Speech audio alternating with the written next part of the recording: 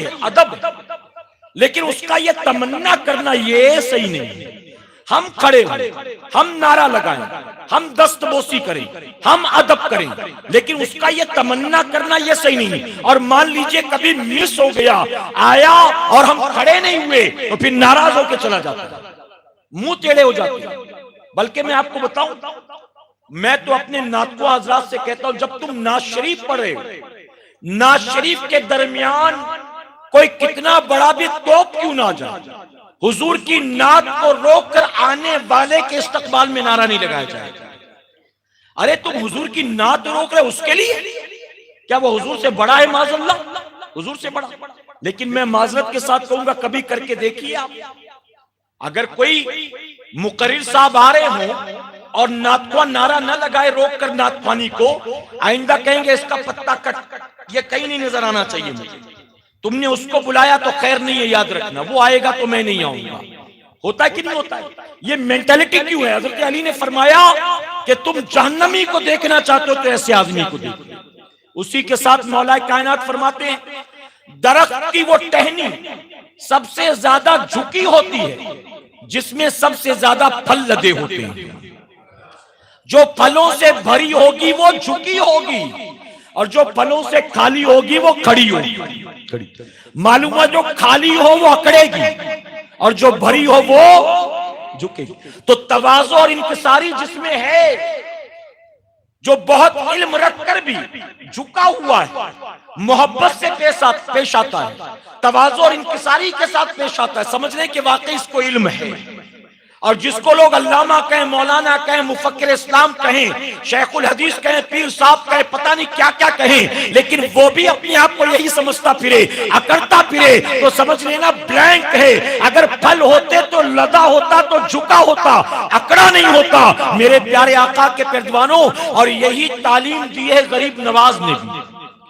آپ فرماتے ہیں کہ تم میں فیاضی ایسی ہو کہ جیسے سورج کی کرنوں میں ہوا کرتی ہے، کہ سورج کی شعاعیں گھر دیکھ کر نہیں جاتی ہیں، مذہب دیکھ کر نہیں جاتی ہیں، رنگ دیکھ کر نہیں جاتی ہیں، سورج کی کرنیں جیسے ہر جگہ پہنچتی ہیں، ایسے ہی تمہارے اندر فیاضی ہو کہ جو بھی ملے اس کو تمہارا فیض پہنچنا چاہیے۔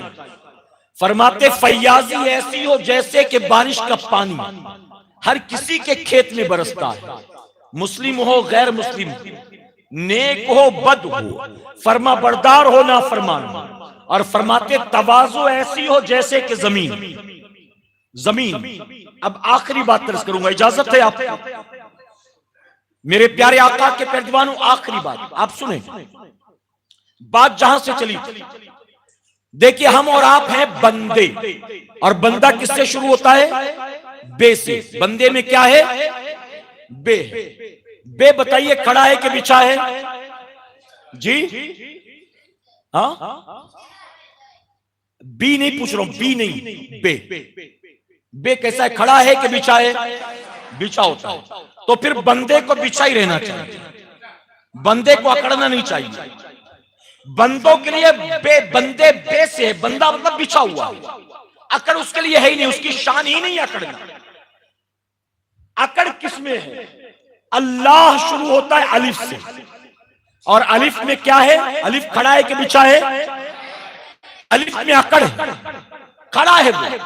یہ ہماری شان نہیں ہے، یہ اللہ کی شان ہے۔ ہمارا کام تو بچھنا ہے، ہمارا کام تو تواضع ہے، ہمارا کام تو انکساری ہے، ہمارا کام تو عفو درگزر ہے، ہمارا کام تو محبت ہے، ہمارا کام تو بھائی چارہ ہے، ہمارا کام تو توڑنا نہیں بلکہ جوڑنا ہے، ہمارا کام بھگانا نہیں ہے، قریب کرنا ہے۔ تو ہم میں اکڑ نہیں ہونی چاہیے۔ مولا کائنات نے یہی تعلیم دی، اکڑے گا وہ جو خالی ہوگا، اور بچھے گا وہ جو پھلوں سے بھرا ہوا ہوگا۔ اللہ اپنے حبیب پاک کے صدقے ہمیں آپ کو سب کو کہنے سننے سے زیادہ عمل کرنے کی توفیق عطا فرمائے۔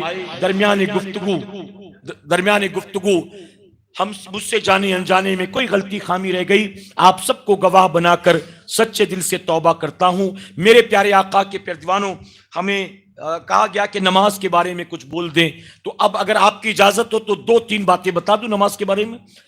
بس 2-3 منٹ میں ہی